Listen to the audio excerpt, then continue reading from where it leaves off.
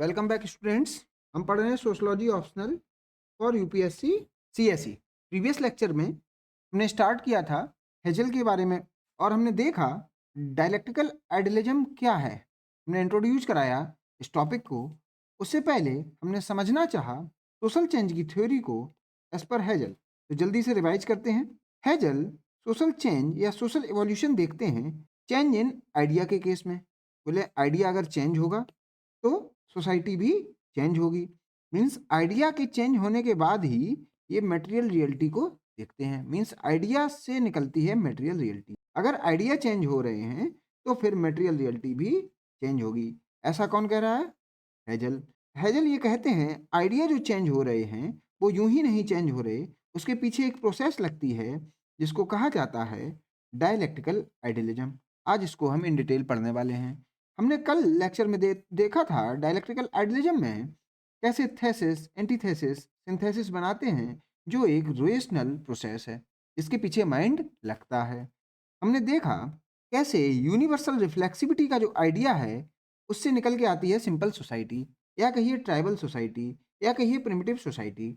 दूसरा आइडिया आया universal egoism का। मीन्स इस आइडिया से ये आइडिया अगर बना है तो कहीं ना कहीं इस प्रोसेस में डायलेक्ट्रिकल आइडियलिज्म लगा होगा बैकग्राउंड में। चलिए, आइडिया हो गया चेंज। तो हेजल साहब कहते हैं कि करस्पॉन्डिंग मटेरियल रियलिटी भी चेंज हो जाएगी। सिंपल सोसाइटी से सोसाइटी कैसी बन गई? Civil society. फिर मैंने आपको कल बताया था, आप अलर्ट हो जाइए, सिविल सोसाइटी का मतलब हेजल के द्वारा प्रेशर ग्रुप या एनजीओ नहीं है। ये है मोनार्की जैसी सोसाइटी, या मिडाइवल सोसाइटी जो भी थी, या प्रिस्टली क्लास जैसी। मीन्स जहाँ पर यूनिवर्सल एगोइज्म का आइडिया लग रहा है। तो आइडिया चेंज तो सोसाइटी चेंज, इसीलिए social change in the realm of ideal change. ये कौन बता रहा है? हेजल साहब। फिर कहते हैं आइडिया फिर से चेंज हुआ, यूनिवर्सल इगोइज्म से आ गया यूनिवर्सल एल्ट्रुइज्म। तो ये कह रहे हैं सोसाइटी भी चेंज हो गई, मटेरियल रियलिटी भी चेंज हो गई, सोसाइटी बन गई स्टेट। अब स्टेट का मीनिंग यहाँ पर पॉलिटिकल स्टेट नहीं है जैसे हम आज की स्टेट देख रहे हैं, जो हम पॉलिटी में स्टेट पढ़ रहे हैं वो स्टेट नहीं है। यहाँ पर स्टेट का मतलब है राम राज्य जैसा कुछ। राम राज्य मतलब हेजल क्या स्टेट बताते हैं? जहाँ पर गॉड खुद ही आ जाए, ऐसा स्टेट। इतना बढ़िया लोग एक्ट करें, एथिकल स्टेट जो एथिकल है, जहाँ लोग राइट और रॉन्ग के बारे में जानते हैं और राइट तरीके से ही एक्ट करते हैं। तो इसमें हमने देखा सोशल एवोल्यूशन की थ्योरी एज पर हेजल। तो आज स्टार्ट करेंगे डायलेक्टिकल आइडियलिज्म को। How dialectic operates through the process of thesis antithesis to arrive at synthesis. Thesis antithesis दोनों को कंबाइन करके बनता है सिंथेसिस। और सिंथेसिस को फिर से अगर थेसिस मान लें, उसका एंटीथेसिस ले लें, फिर नया सिंथेसिस बनेगा, वो हो गया सिंथेसिस 2। ये हम देख चुके हैं कल के लेक्चर में। थेसिस क्या है? Preposition, original idea, proposal. मान लीजिए थेसिस है इंडियन डेमोक्रेसी इज ग्रेट। ये एग्जांपल आप ध्यान रखिएगा, इंडियन डेमोक्रेसी इज ग्रेट। एक कोई आइडिया दिया गया। चलिए, एंटीथेसिस अपोजिशन, ये अपोजिट आइडिया की बात है। तो फोकस आपको किस पे करना है? अपोजिट आइडिया, ओरिजिनल आइडिया, ना कि मटेरियल रियलिटी की बात हो रही है। यहाँ पर मटेरियल रियलिटी की जब बात होगी तो फिर वो कहा जाएगा डायलेक्टिकल मटेरियलिज्म। और उसको कौन यूज कर रहा है? मार्क्स। तो यहाँ पर मटेरियल रियलिटी की बात नहीं हो रही है। तो अपोजिट आइडिया क्या होगा? Indian democracy is total failure. तो थेसिस में ग्रेट कह दिया गया, इसमें टोटल फेलियर कह दिया गया। तो अब सिंथेसिस, मिडिल पाथ या न्यू कंपोजिशन। अब देखिए, ग्रेट भी कहा गया तो माइंड के आधार पर कहा गया, मीन्स रेशनलिटी लगी होगी। फेलियर भी कहा गया, माइंड के आधार पर कहा गया, मीन्स रेशनलिटी लगी होगी। तो इन दोनों को कंबाइन करके सिंथेसिस बना, जो कि न्यू कंपोजिशन है, to come up with the collective higher level of. Higher level का मीन जिसमें ये भी है और ये भी है, ये दोनों एक्सट्रीम लेवल की बातें हैं, और ये हायर लेवल की बात है, मीन्स जिसमें दोनों विचार शामिल हैं। Example, Indian democracy is partially successful due to various shortcoming. तो देखिए, शॉर्टकमिंग को भी रिकॉग्नाइज कर रहे हैं और पार्सली सक्सेसफुल भी कह रहे हैं। तो ये हो गया सिंथेसिस। तो अब देखिए, तीनों थॉट प्रोसेस आपको रेशनल लगेंगे। कहीं ना कहीं ऐसा लगेगा कि इसमें माइंड यूज हुआ है, और ये आपको जो सिंथेसिस है ये हायर लेवल ऑफ ट्रुथ जैसा समझ में आएगा। This synthesis combines with antithesis giving rise to another synthesis and process keep on moving. ये देखिए, ये सिंथेसिस बना, उसे फिर थेसिस मान लिया गया, फिर एक एंटीथेसिस आया, फिर एक सिंथेसिस बन गया। तो ये फिर से एक थेसिस मान लिया जाएगा, फिर से एक एंटीथेसिस आएगा, फिर नया सिंथेसिस बन जाए। तो ऐसे ही हायर रियलिटी पता लगती रहती है, या हायर लेवल ऑफ आइडिया पता लगता रहता है। अब देखिए यहाँ पर मैंने लिखा क्वांटिटेटिव टू क्वालिटेटिव चेंज। इसको आप यहाँ पर समझेंगे जब मैं एंजल्स के 3 लॉ बताऊँगा, उसमें आपको ये समझाया जाएगा। ये बात आपको तब समझ में आएगी जब ये आप पॉइंट पढ़ लेंगे। This is how change in human history occur. तो ये आइडिया के बेसिस पर भी बता रहे हैं कि चेंज इन ह्यूमन हिस्ट्री होता है। मीन्स सोशल चेंज अगर हो रहा है तो बस आइडियल चेंज की वजह से हो रहा है। So Hegel's theory is known as dialectical idealism. तो हेजल्स की थ्योरी को डायलैक्टिकल आइडियलिज्म भी कहा जाता है। यहाँ पर आपको फोकस किस पर करना है? देखिए मैंने बुक में कैसे लिखा है, डाई में रेड किया है, आइडिया को रेड किया है। तो 2 आइडिया की बात हो रही है। पहला आइडिया क्या है? थेसिस। दूसरा आइडिया क्या है? सिंथेसिस। और मिलके क्या बन रहा है? दूसरा आइडिया क्या है? एंटीथेसिस। और मिलके क्या बन रहा है? सिंथेसिस। अब डायलैक्टिक के 3 लॉज़ देखते हैं, जो किसने बताए? फ्रेडरिक एंजल्स ने। ये कौन थे? मार्क्स के एक फ्रेंड थे। ये भी एक सोशियोलॉजिस्ट हैं। पहला law of unity and conflict of opposites.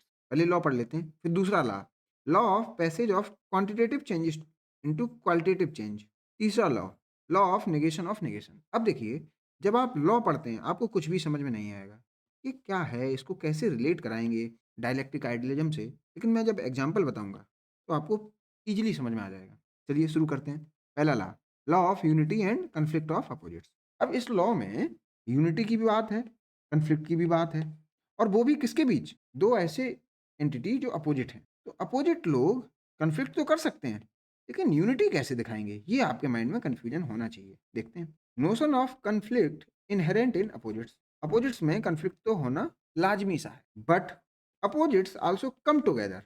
ये टुगेदर आने की बात है, ये थोड़ी स्टूडेंट्स को कम समझ में आती है। To give higher level idea. लेकिन जब ये अपोजिट लोग एक साथ आ जाते हैं तो कुछ अप्रतिम देखने को मिलता है, हाई लेवल ऑफ आइडिया देखने को मिलता है। इसको चलते हैं समझते हैं हेजलियन डायलेक्टिक से। ये तो पता लगा थेसिस और एंटीथेसिस अपोजिट तो हैं, मीन्स कन्फ्लिक्ट है, ये तो बट नेचुरल है।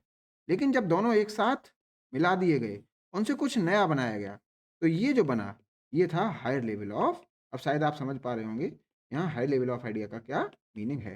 मीन्स कुछ नई बेटर रियलिटी पता लगती है। अब देखिए 2 अपोजिट कैसे मिलते हैं? दिन और रात एक साथ पेयर में रहते हैं, धूप और छाँव एक साथ पेयर में रहते हैं, चोर और पुलिस एक साथ पेयर में रहते हैं। अब आप थोड़ा अपने ज्ञान चक्षु खोलें और देखें, आसपास जितनी भी रियलिटी आपको दिखेगी, वो सब अपोजिट के साथ आने पर से ही होगी।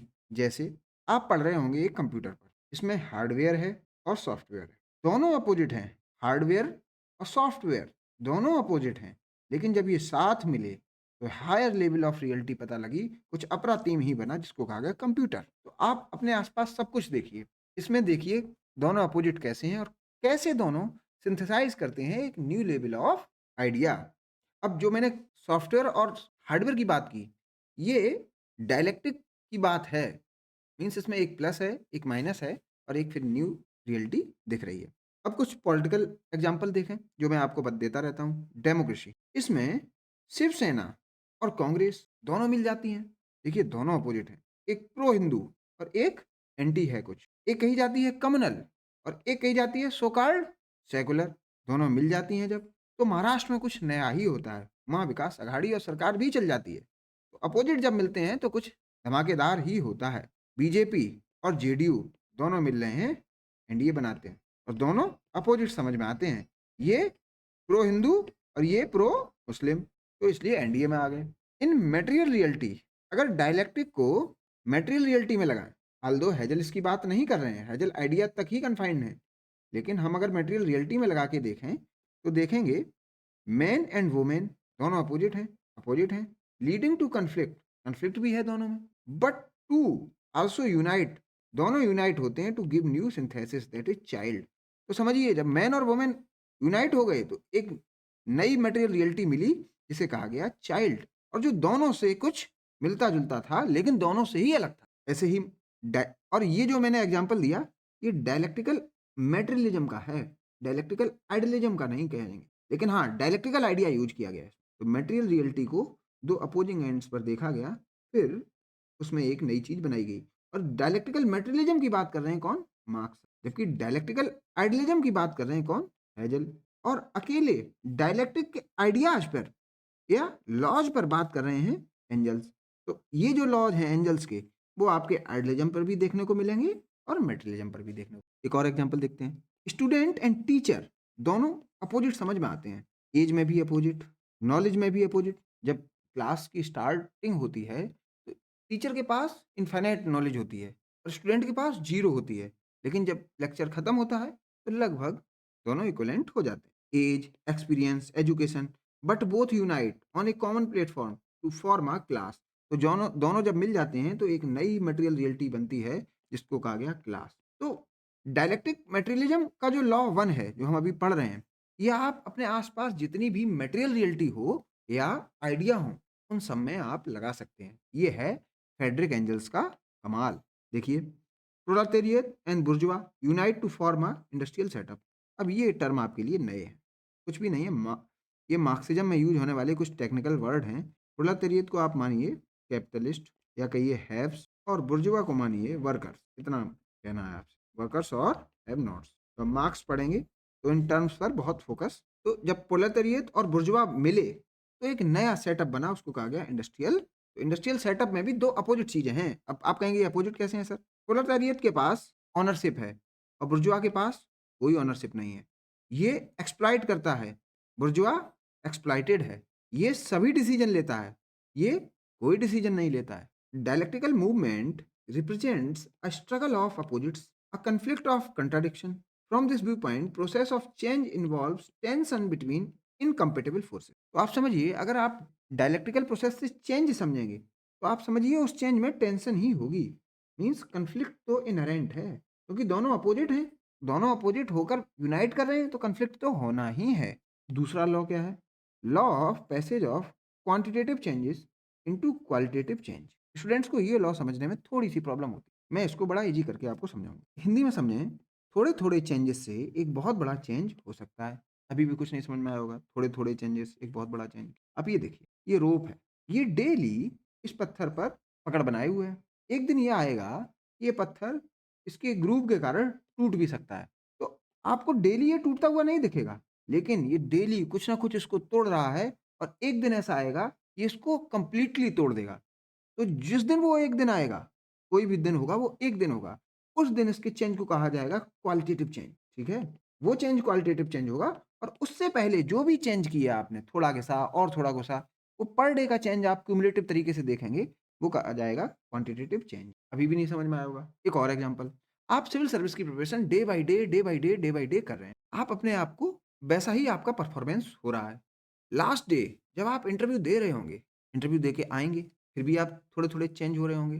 फिर एक दिन आपका रिजल्ट आएगा, लिस्ट में नाम होगा और आप होंगे रैंक 1। वो जो फीलिंग होगी, वो पर डे होने वाली फीलिंग से कुछ अलग होगी। उस फीलिंग को आप कह सकते हैं क्वालिटेटिव चेंज। ऑल्दो डेली-डेली आप ऐसे ही चेंज हो रहे थे, लेकिन उस दिन आपको चेंज बहुत ज़्यादा फ़ील हुआ। उससे आपका सिस्टम कंप्लीटली चेंज हो गया, रियलिटी कंप्लीटली चेंज हो गई उसी चेंज, उस छोटे से चेंज की वजह से। जैसे हमने अपने टेक्स्ट में देखा है, करत करत अभ्यास के जड़मत होत सुजान, जसरी आवत जात सिल पर करत निशान। तो ये क्वालिटेटिव चेंज और क्वांटिटेटिव चेंज की बात। अभी भी आप इसको सही से समझ नहीं पाए। फिर मैं और प्रयास करूंगा इसको समझाने का, और जब मैं मार्क्स की थ्योरी पढ़ाऊंगा उसमें और अच्छा आ जाएगा। हेजल का एग्जाम्पल, हीटिंग ऑफ वाटर। आप एक फ्लास्क में वाटर लिए, चलिए मान लीजिए ये 30 डिग्री सेल्सियस पर है एट एसटीपी। यहाँ पर आपने क्या किया, इसको हीट करना, हीट इनपुट, क्यू इनपुट कर दिया आपने। अब टेम्परेचर चेंज हुआ। अब देखिए 30 टू 31 पहुंचा, 31 से 41, 41 से 51, 51 से 61 degree Celsius, degree Celsius, degree Celsius, degree Celsius, ये भी लगा लीजिए। 61 से 71 डिग्री सेल्सियस, 71 से 81 degree Celsius, 91 degree Celsius, 99 degree Celsius, 99.99 degree Celsius. और जिस वक्त ये 100 डिग्री सेल्सियस पहुंचेगा, उस वक्त ये वाटर नहीं रहेगा, इसमें से इवापोरेशन होने लगेगा। इस सरफेस का वाटर स्टीम में चेंज हो जाएगा। तो वाटर को स्टीम बनाने के लिए बहुत सारा चेंज लग रहा था, लेकिन चेंज रिफ्लेक्ट कब हुआ, महसूस कब हुआ? जब ये वाला चेंज हुआ। तो ये जो पहले हो रहा है पूरा चेंज, ये सब क्वांटिटेटिव चेंज है। लास्ट में जब वो चेंज जिसकी वजह से ये किया जा रहा है वो रिफ्लेक्ट हो गया, उस चेंज को कहा जाता है क्वालिटेटिव चेंज।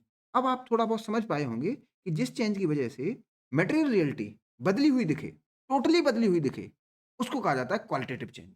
अब देखते हैं, विराट कोहली 3 साल के थे ऐसे हैं, 8 साल के हैं ऐसे हैं, 15 साल के ऐसे हैं, 20 साल के हैं ऐसे हैं, 25 साल के हैं ऐसे हैं, 35 साल के हैं ऐसे हैं। ये फेज वाइज चेंज हो रहे हैं। मीन्स आप इसमें बहुत ज़्यादा रिवॉल्यूशनरी चेंज इनकी लाइफ स्पान में नहीं देख पा रहे होंगे। तो ये जो भी चेंज है, क्वांटिटेटिव चेंज है। ये फेज वाइज धीरे-धीरे चेंज हो रहे हैं।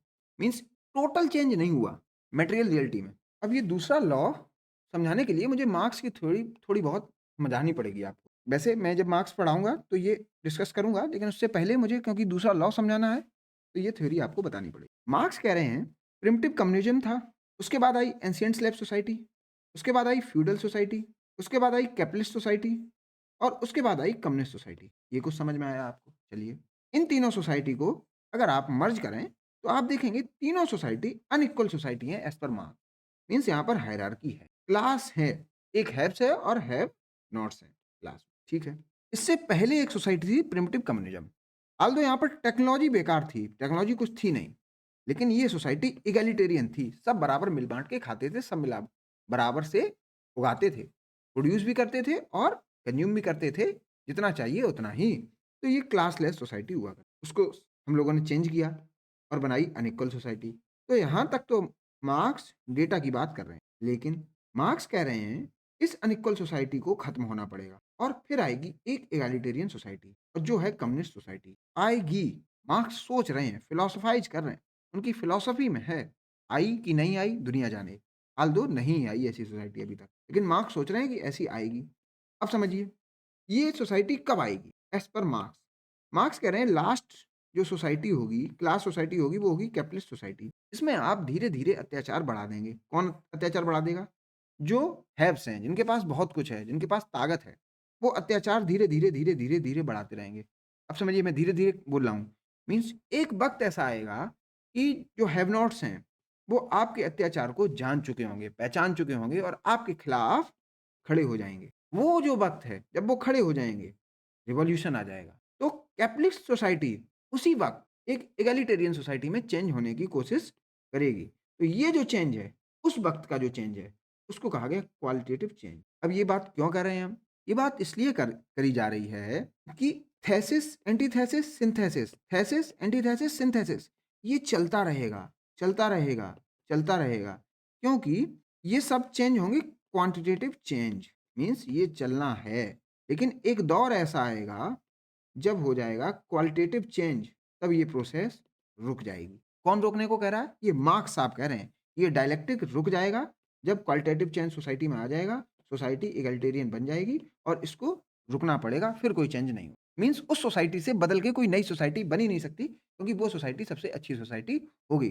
तो क्वांटिटेटिव चेंज से क्वालिटेटिव चेंज ये रिकॉग्नाइज़ कर रहे हैं। क्यों रिकॉग्नाइज़ कर रहे हैं? बोल रहे हैं जब क्वालिटेटिव चेंज आ जाएगा, तो ये लूप आप बंद कर दीजिएगा। इसकी फिर कोई ज़रूरत नहीं, लोग ये चाहेंगे ही नहीं, सब बढ़िया होगा। लेकिन हेजल साहब ऐसा नहीं मान रहे हैं। हेजल कह रहे हैं सोसाइटी दिन ब दिन अच्छी ही बनेगी, वो उसको रोकने की बात नहीं कर रहे हैं, जबकि मार्क्स कह रहे हैं ये डायलेक्टिक प्रोसेस रुक जाएगी, जब वो क्वांटिटेटिव चेंज क्वालिटेटिव चेंज ले आएगा। अब कुछ रियल लाइफ एग्जांपल समझते हैं। The rise of self help group. Quantitative change देखिए। In rural India self help groups often start small with a few women pooling their savings. तो self help group बनता है जब, तो उसमें कुछ महिलाएं ही आती हैं और थोड़ी-सी सेविंग होती है। लेकिन जैसे डे बाय डे और महिलाएँ जुड़ती हैं और सेविंग उनकी पूल की जाती है, तो क्वालिटेटिव चेंज देखने को मिल जाता है। As the number of members increases, that is quantity धीरे-धीरे बढ़ती है, the group gains collective power. तो क्वालिटी भी धीरे-धीरे बढ़ जाती है। They can access larger loans, negotiate better price for goods and even start small businesses. This quantitative growth empowers the group qualitatively. तो धीरे-धीरे जो चेंज हो रहा है, वो एक दिन इतना बड़ा हो जाएगा कि आपको अप्रतिम चेंज, क्वालिटेटिव चेंज देखने को मिल जाएगा। मार्क्स के कॉन्टेक्स्ट में क्या है? कैपिटलिस्ट सोसाइटी के कॉन्टेक्स्ट में क्या है? थोड़ा-थोड़ा करते जाओ अत्याचार, कैपिटलिस्ट लोग, आप इतना कर दीजिए, थोड़ा-थोड़ा करके बढ़ाइए अत्याचार। एक दिन फिर डिक्टेटरशिप ऑफ प्रोलेटेरिएट आ जाएगा। अब डिक्टेटरशिप ऑफ प्रोलेटेरिएट का मीनिंग यहाँ पे आप समझिए सोशलिस्ट सोसाइटी। मैं इसके बारे में भी चर्चा करूँगा कि ये सोशलिस्ट सोसाइटी क्या होती है, ये कम्युनिस्ट सोसाइटी से कैसे डिफरेंट है और कैपिटलिज्म के बाद यही क्यों आएगी, डायरेक्ट ये क्यों नहीं आएगी? मैं इस पर भी चर्चा करूँगा। अगर आपको आता हो तो आप मुझे कमेंट सेक्शन में नीचे बता दीजिए। Communism will finally stop this process of this change. तो मार्क्स कह रहे हैं ऐसा कि कम्युनिज्म आ जाएगा तो आपका डायलेक्टिक प्रोसेस थम जाएगी। फिर कोई चेंज की ज़रूरत ही नहीं पड़ेगी, उसमें सब बढ़िया होगा। तो हमें क्वालिटेटिव चेंज को पहचानना पड़ेगा, क्योंकि उस चेंज के बाद हमें नहीं चाहिए क्या? डायलेक्टिक। चाहिए क्या? वो होगी ही नहीं। लोग चेंज की माँग करेंगे ही नहीं, क्योंकि इतनी बढ़िया सोसाइटी आ जाएगी। अब देखते हैं लॉ ऑफ नेगेशन। ये तीसरा लॉ है जो एंजल्स ने दिया है with respect to dialectic process. तीसरा लॉ क्या है देखते हैं। It means every next stage will come after complete annihilation of previous. एक स्टेज खत्म होगी, दूसरी स्टेज आएगी, लेकिन दूसरी स्टेज जब आएगी तो प्रीवियस स्टेज को खत्म करके ही आएगी। अभी मैं इसको बताऊंगा कैसे खत्म करने का मीनिंग है। इगालिटेरियन सोसाइटी है, उससे उसका उस पे ये अप्लाई करिए लॉ लॉ ऑफ नेगेशन। उसको नेगेट करके आएगी एक इनइक्वल सोसाइटी या क्लास सोसाइटी, और फिर इस सोसाइटी को नेगेट करके आएगी एक इगैलिटेरियन सोसाइटी। जैसे पेड़ से बीज बना और फिर बीज से फिर पेड़ बना। एक हम डेली लाइफ की बात करें। Marks term feudalism and capitalism as negation of negation, as this mode of production negate a mode of production which has itself negated another mode of production।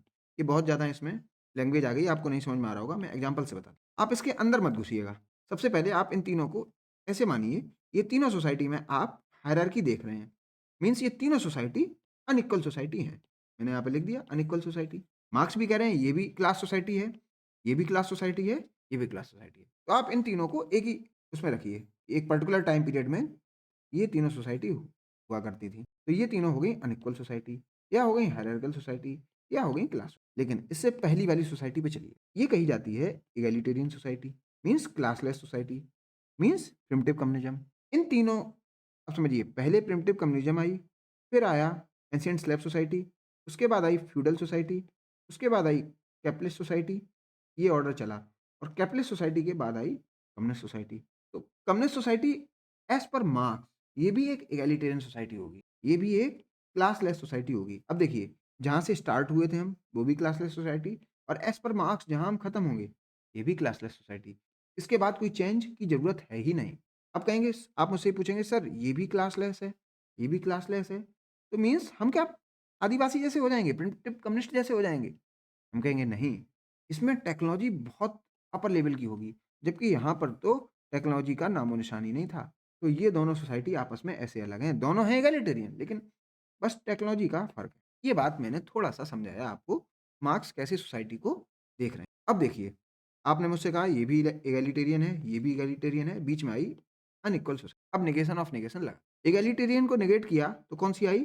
Unequal society. फिर हमने उसको negate किया तो आई egalitarian society. Means law of negation apply करने से हम समझ पा रहे हैं सोशल चेंज। ये बस है मटेरियल रियलिटी के कंसेप्ट कंटेक्स्ट में, मटेरियल रियलिटी के, ये है law of negation.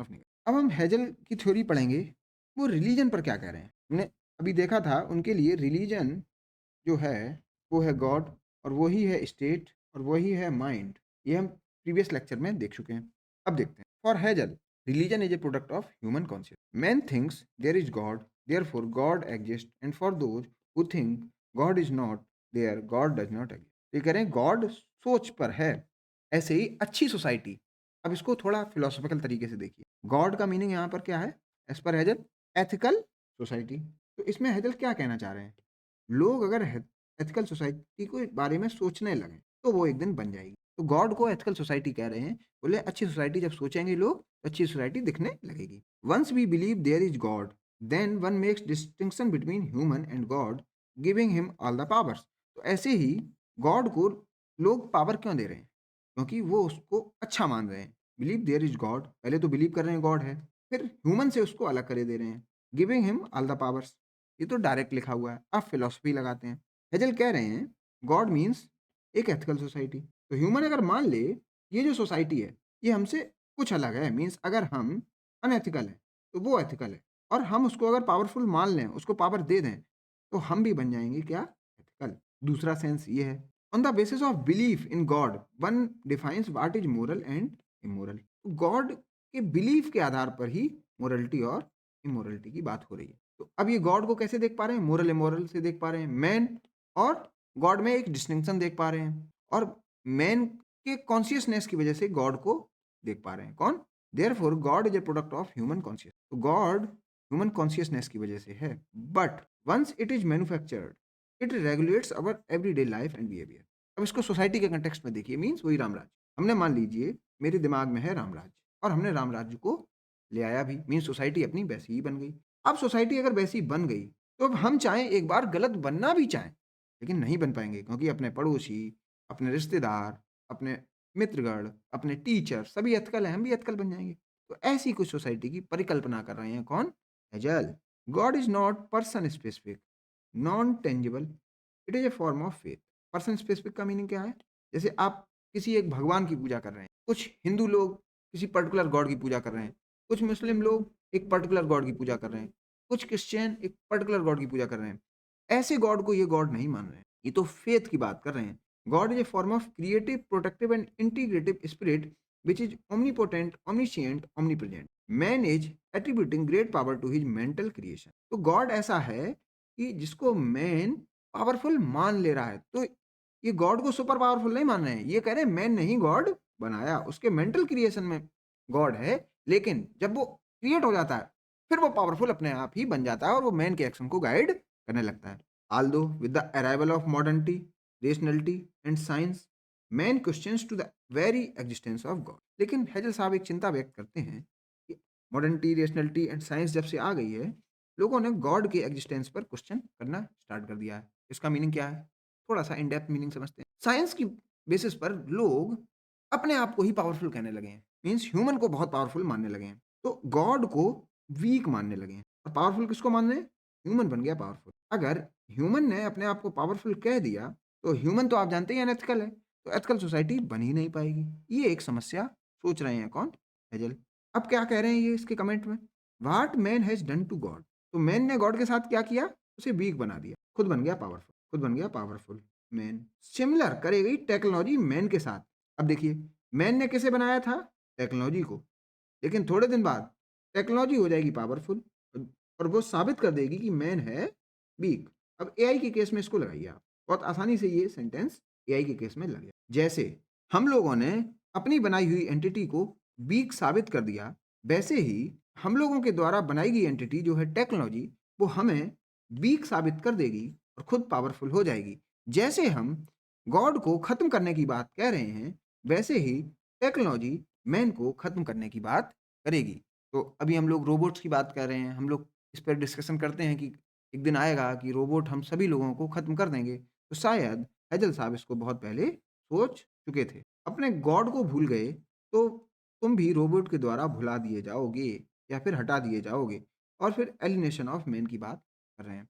Alienation of man mean यहाँ पर मैन अलग थलग पड़ जाए। अलग मीन्स पावर, जैसे आज के मॉडर्न सोसाइटी में या साइंटिफिक सोसाइटी में गॉड को पावरलेस दिखाए। अब हम कल के लेक्चर में देखेंगे यंग हेजलियन रिलीजन पर क्या कह रहे हैं, वो कैसे हेजल से अलग हैं। तब तक आप इसको रिवाइज करके आइएगा और मुझे कमेंट सेक्शन में बताइए जब आप इस टेक्स्ट को पहले पढ़ रहे थे तो क्या आप इसको समझ पाते, क्योंकि ये टोटली फिलोसॉफिकल स्टेटमेंट्स हैं इसमें, और इसमें एक इंटरप्रिटेशन की बहुत ज़रूरत है स्टूडेंट्स। तो मिलते हैं नेक्स्ट लेक्चर में। Thank you. मैं बात करना चाहूंगा आपके डाउट क्लेरिफिकेशन के बारे में। आपको कोई डाउट है इस कोर्स में तो आप वीडियो के डिस्क्रिप्शन में दिए गए लिंक को देखिए और उस गूगल फॉर्म में अपने डाउट्स को आप पुट कर दीजिए। एक किसी पर्टिकुलर लेक्चर में जो आपके एजुकेटर होंगे वो उन डाउट्स को एक साथ क्लियर कर देंगे और उस लेक्चर के बारे में आपको इंटीमेट कर दिया जाएगा आपके मोबाइल नंबर पर शिक्षा सेतु टीम के द्वारा। अदर देन दिस आप ज्वाइन कर सकते हैं व्हाट्सएप कम्युनिटी, जो कि एक इंटरेक्शन पॉइंट होगा सभी स्टूडेंट्स का, तो आप इसको भी ज्वाइन कर सकते हैं। अदर देन दिस आप इस यूट्यूब चैनल को जरूर ज्वाइन करिएगा, जिससे कि आपको आने वाले लेक्चर्स के बारे में पता चलता रहे।